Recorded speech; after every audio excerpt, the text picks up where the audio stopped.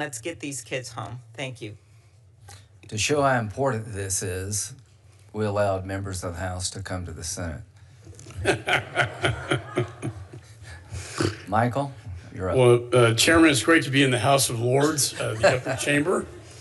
It took a while to walk over here. But I do want to thank you and the ranking member, Schatz, for holding this important hearing and having us from the House who care about this issue deeply. And we've been following this for quite some time. And you're putting a spotlight on this. And I can't say thank you enough. And I agree with you. In these peace talks that are going on right now, Russia needs to understand these children must come home. They must be repatriated with their families. We need an ironclad security agreement, unlike the 94 Budapest Agreement that didn't have that. And as I passed the wartime supplemental in the House, passed by the Senate, Russia needs to pay for its own crimes in the Repo Act. I met with the Ukraine ambassador yesterday, showed me a video that Save Ukraine put together featuring these children and describing the Russian atrocities. The Russian Federation has abducted at least 20,000 children that we know of. And every expert I've talked to believes the number's higher, much higher than that. They are also indoctrinating and militarizing Ukrainian children in the occupied territories, possibly up to 1 million.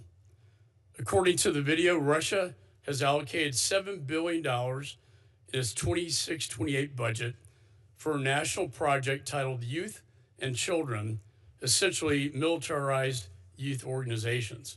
The ambassador told me again that 1 million children live in the occupied territories, vulnerable to brainwashing and abuse, and more than 43,000 have already enrolled in Russia's paramilitary youth program. And I think really most frightening to me is in these territories, the textbooks spew false information and conspiracy theories about NATO and the free world. All this is part of Russia's effort to turn future generations against Ukraine, the United States, and Europe, because in their words, they are preparing for a large-scale war against NATO. It will not end at Donbass and the land bridge to Crimea.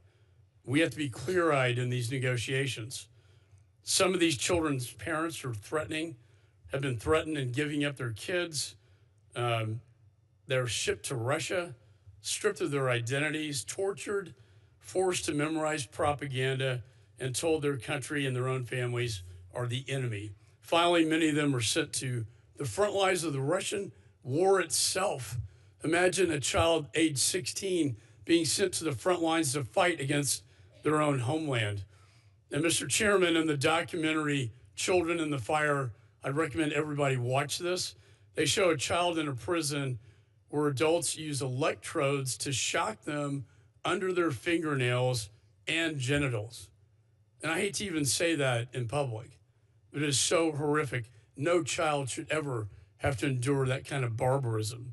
And to me, it's good versus evil, and this is evil in its purest form. And like the chairman, I've met with a lot of these survivors.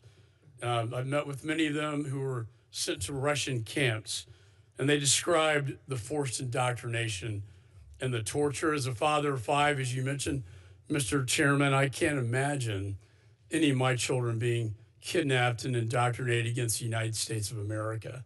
And imagine how Americans will feel if that happened to them. I'm thankful, Chairman Grant, for your leadership, calling attention to this important issue.